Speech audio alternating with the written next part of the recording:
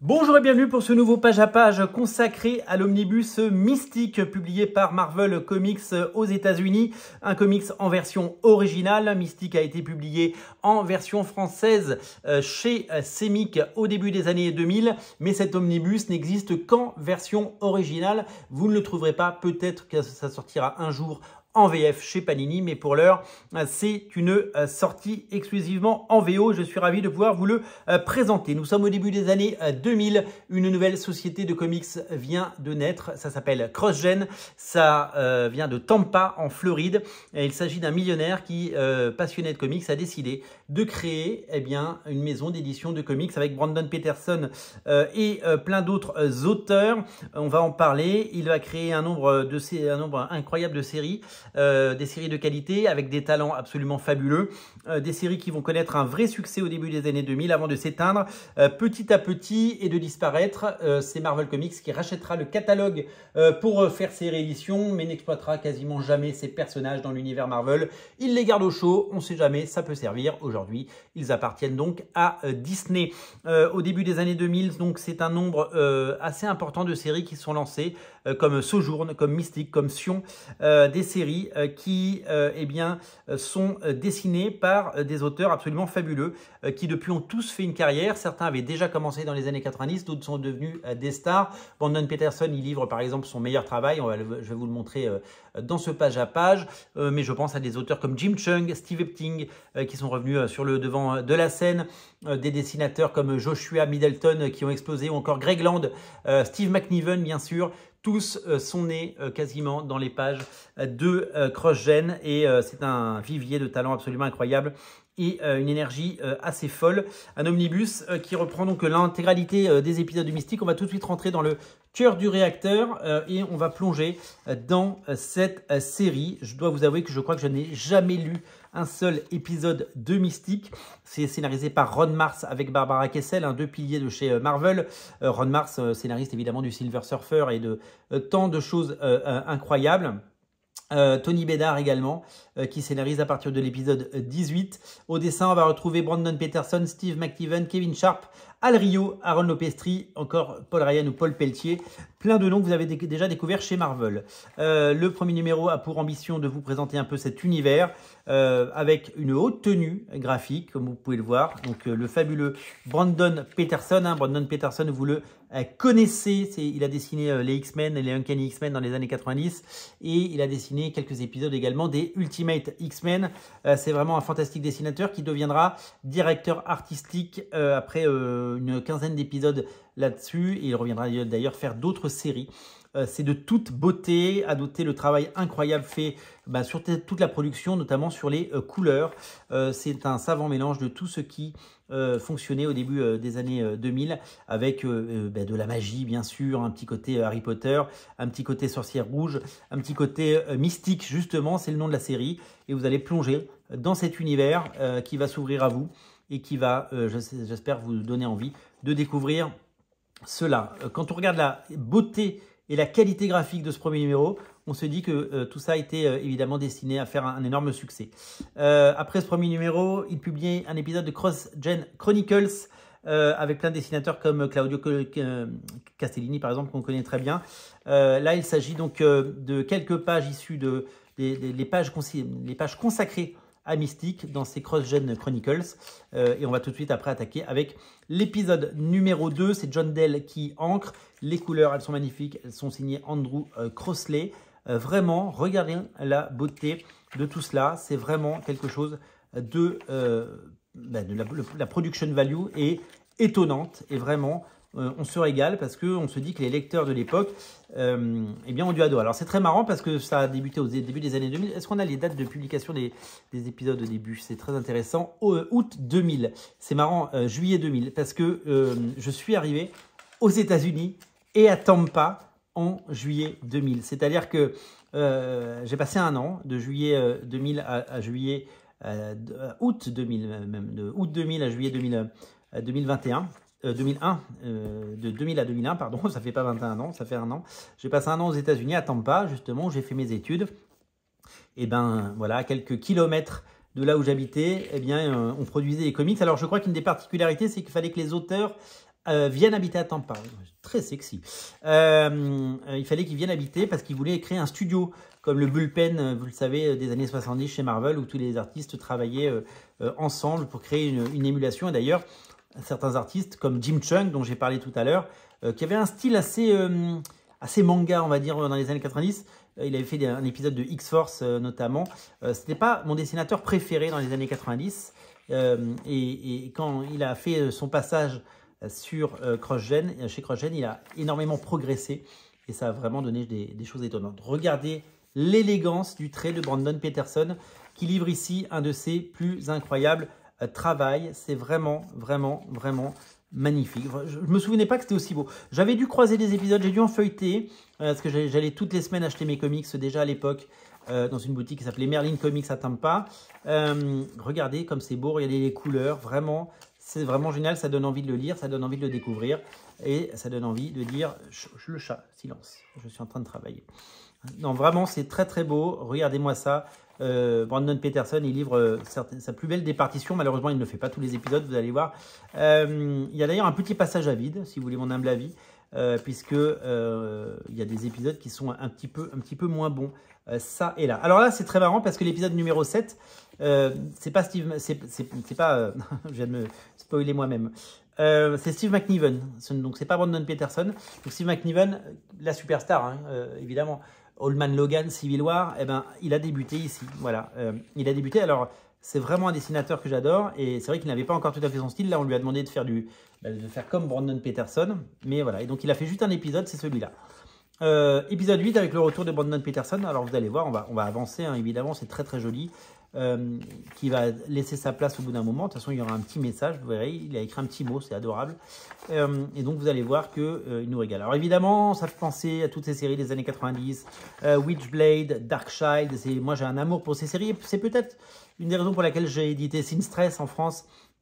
Et j'espère que vous avez reçu votre numéro alors vous regardez cette vidéo. Et si vous ne l'avez pas reçu, ça veut dire que vous la recevrez certainement fin août.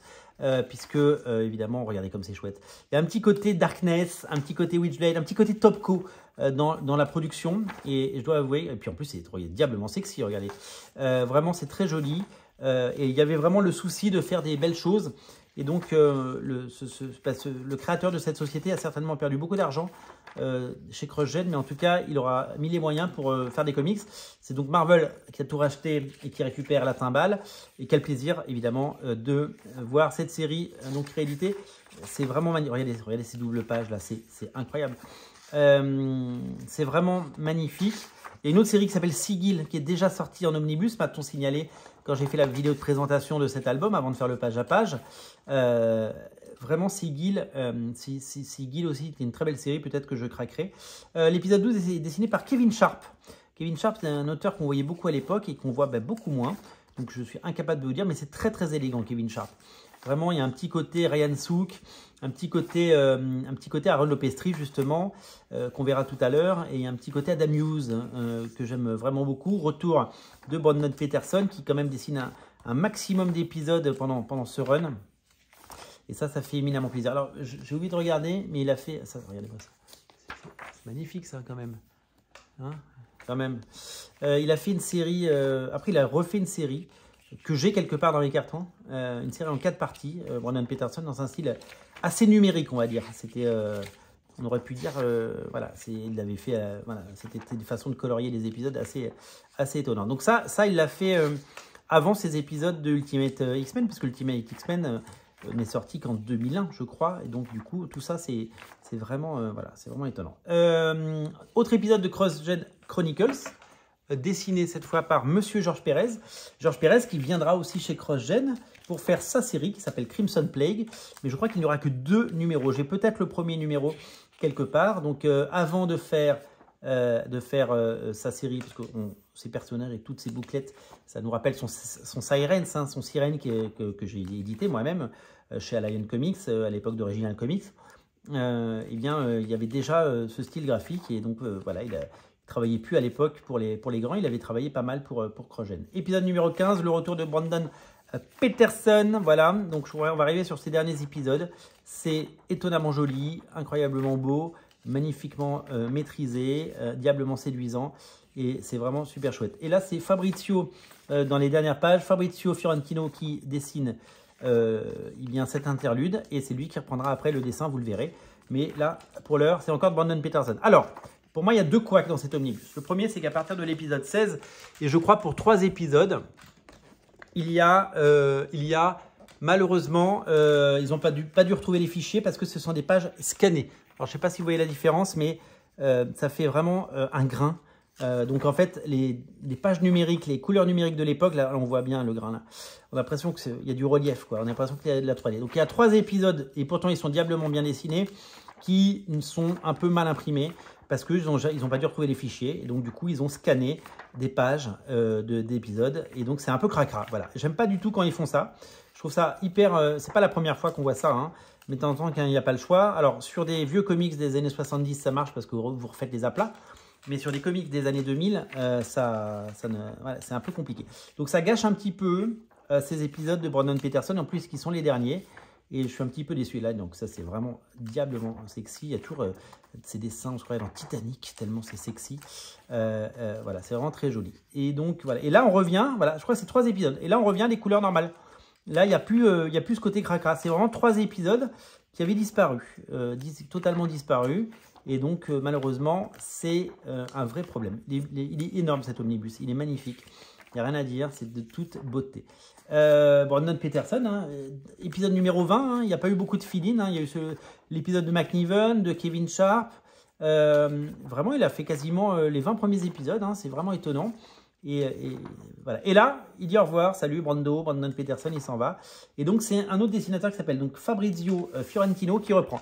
Alors, on va pas critiquer. C'est un petit peu moins bien. J'ai un peu le sentiment, je ne sais pas si vous vous souvenez, sur les séries Topco, comme Darkness. Eh ben Darkness, on a eu des stars, on a eu des dessinateurs comme évidemment Marc Silvestri, on a eu Joe Benitez, on a eu David Finch, on a eu des superstars sur Darkness. Et puis à partir de l'épisode 35, hop, on met un peu des jeunes talents, certainement, mais des jeunes pousses, des gens qui dessinent un peu moins bien. Donc là, on a une poignée d'épisodes, parce que ça dure quelques épisodes. Hop, excusez-moi, je prends un gros paquet de feuilles, là, on dirait Zilotte.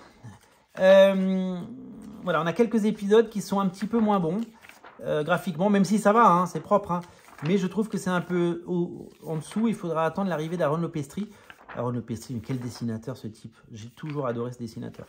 Vraiment. Ah oui, on a Al Rio. J'avais oublié. Alors, Al Rio, c'était un dessinateur qui avait pris la suite de J. Scott Campbell sur Gen 13. Il avait un style très J. Scott Campbell.